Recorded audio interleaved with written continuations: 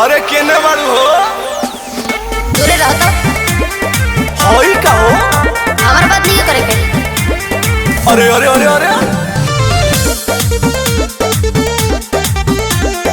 बना कर हुआ अपन नौटंकी तू।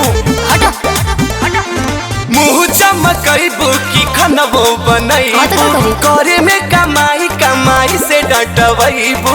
ओही लायक बड़ा।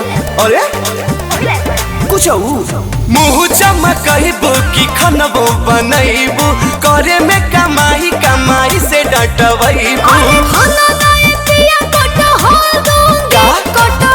दूंगी अब तो झोर हवा उठा के नैहर चल दूंगी देंगे दर्द तो मर्द बदल दूंगी।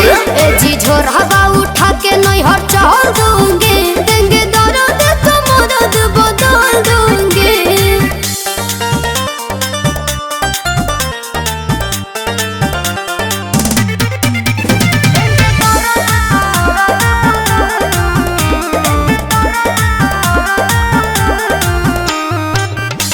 दहेज में तो ले लो हीरो हुंडा बनते हीरोइन हमर हो गइल हो गुंडा। मामा ठाकुर भइल बड़ा। नहीं नहीं देखो तुम गलत समझ रही हो।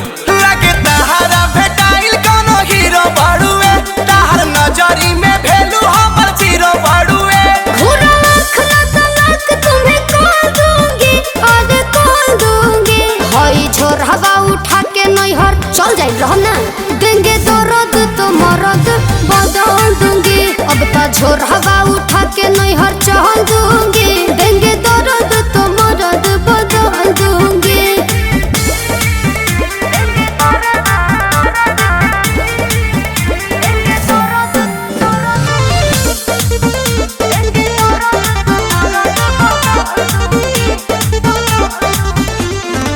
नया जोड़ीदार के हमर तलाशो फॉलो करेले हमके आंसू भेजे आंसू। और ई साला सावधानी घटी दुर्घटना घटी। कोई बेरी बेरी काहे कोलैबोरेशन करता पति पत्नी के रहते रिलेशन करता।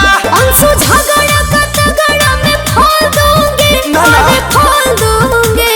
झोर हवा उठा के नैहर चल दूंगी देंगे दर्द तो मर्द बदल दूंगी। अब तो झोर हवा उठा के नैहर चल दूंगी देंगे दर्द तो मर्द बदल दूंगी।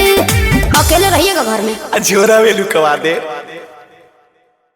अब तो झोर हवा उठा के नैहर चल दूंगी देंगे दर्द तो मर्द बदल दूंगी। ए जी झोर हवा